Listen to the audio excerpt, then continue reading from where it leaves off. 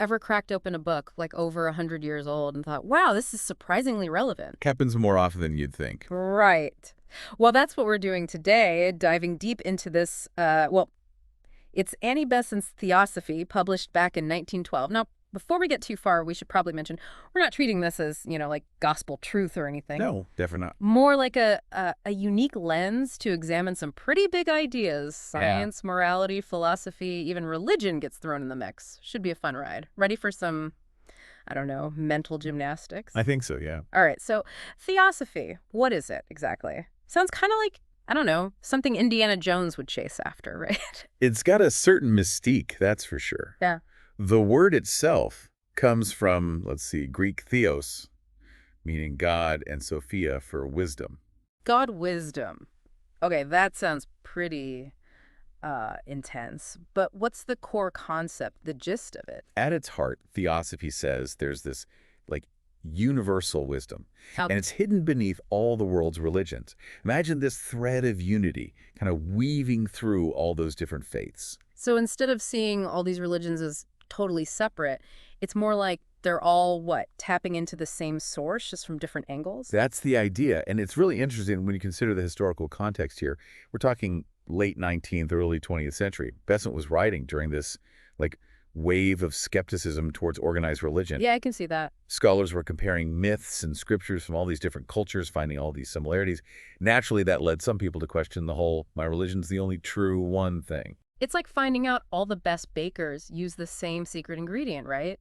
Makes you wonder where it came from in the first place. Exactly. But instead of just saying, well, religion's bunk then, Theosophists, they saw those similarities as evidence of this, like shared ancient wisdom. So they kind of flipped the script. It wasn't proof that religions were made up, but that there was this deeper truth they were all tapping into. Precisely. Mm. And they believed Theosophy, well, that was the key to rediscovering this ancient wisdom. That's a bold claim. Now, one of the things that I found really interesting is how Besant takes all this and she explores it through what it means to be human. It's like she breaks down the different parts of a human being, like peeling back layers of an onion or something. And it's a surprisingly relevant framework, even today. You've got the physical body, of course, but Besant goes beyond that, right? You've got emotions, the intellect, and then there's this whole concept of an eternal spirit. Okay, yeah, the eternal spirit part, we're definitely heading into more mystical territory there. We'll get there. Yeah. But the key here is how this structure, it lets Besant connect Theosophy to all these different areas of human understanding. Mm. Science, morality, you've got art, philosophy, and yeah, even religion. So it's not just about like out-of-body experiences and whatnot. It's about how we understand the world, how we fit into it, even the very nature of existence. Exactly. And that's where it gets really interesting, how these concepts actually play out in our lives. Well, let's dive into some specifics from the book.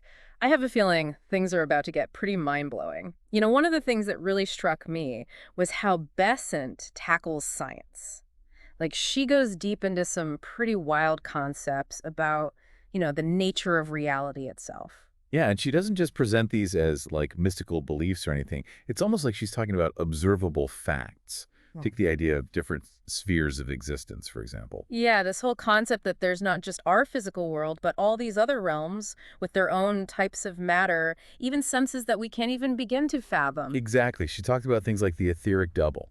It's like, think of it as this subtle energy body that exists beyond our physical form. Okay, I think I'm following. And then you've got the astral sphere and the mental sphere, each with their own, unique properties and laws. It's a whole other level. So it's like that classic sci-fi trope, right? Stepping through a portal into a totally different dimension.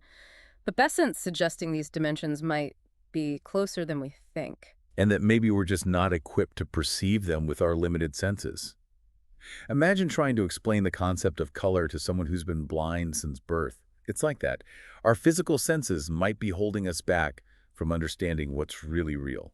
So our current scientific understanding could be like, what, peeking through a tiny keyhole, trying to grasp the whole universe?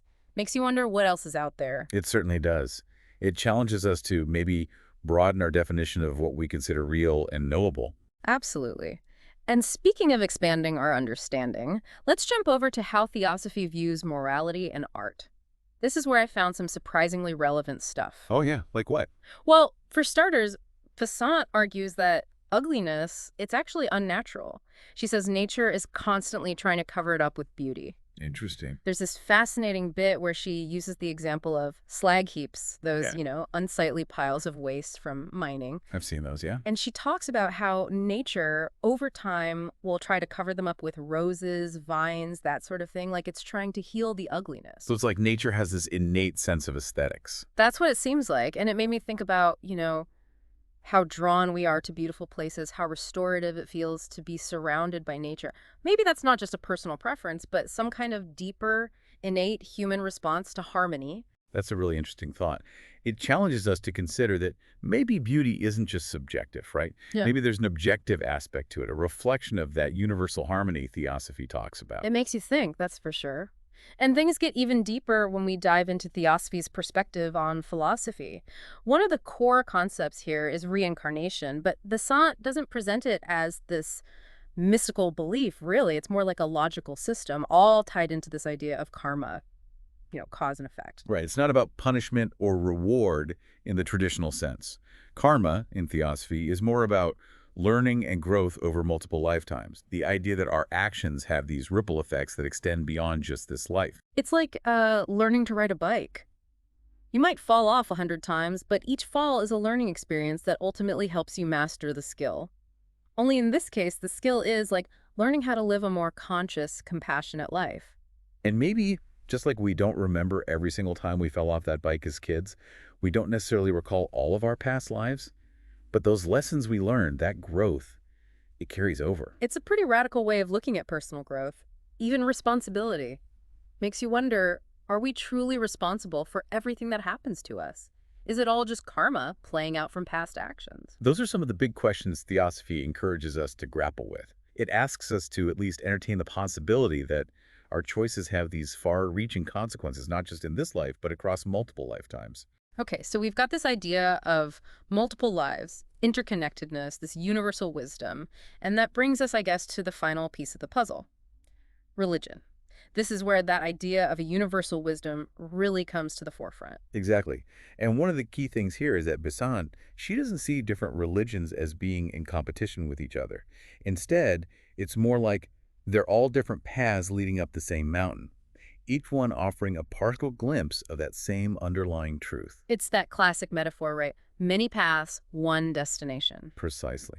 And Theosophy encourages us to approach those different paths, different religions, with an open mind, with a spirit of tolerance, recognizing that shared wisdom that connects us all. Instead of getting hung up on the differences that divide us, look for the common threads that unite us. It's a powerful message, especially in today's world. Absolutely. Yeah. It's a call for understanding, for dialogue, for recognizing the value in those different perspectives. It's like Besant is giving us this incredibly detailed map, not of the physical world or anything, but of like consciousness itself, these unseen realms, different paths, different ways of understanding ourselves in the universe. And she's just like inviting us to explore. And I think that's the key takeaway here, isn't it? It's on us to see where those paths lead, to test these ideas out, see how they resonate with our own experiences, our intuition. Right. See what clicks, what sparks that, I don't know, a sense of recognition deep down. One thing that's really stuck with me is how this book, it kind of reframes our whole relationship with knowledge. Oh, how so? Well, in today's world, it's so easy to get caught up in information overload, right? Facts and figures, opinions flying at you from every direction.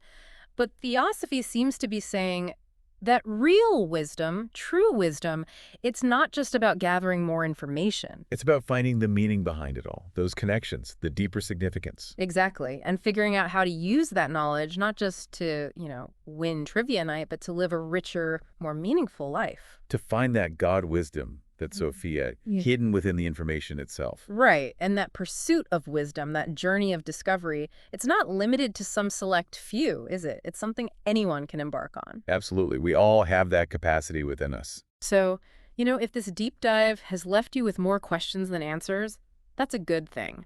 It means you're thinking, you're engaging with these ideas, and if it's challenged your assumptions, maybe even opened up some new ways of seeing the world even better. That's the beauty of exploring these big ideas. There's no right or wrong answer, no final destination to reach. It really is all about the journey itself,